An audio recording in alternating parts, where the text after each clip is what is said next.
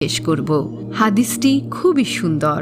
হযরত জাবির ইবনে আব্দুল্লাহ রাদিয়াল্লাহু আনহু হতে বর্ণিত, রাসূলুল্লাহ সাল্লাল্লাহু আলাইহি ওয়াসাল্লাম ইরশাদ করেছেন, যে ব্যক্তি তিনটি কাজ ঈমানের সাথে করতে পারবেন সে জান্নাতের যে কোনো দরজা দিয়ে প্রবেশ করতে পারবেন।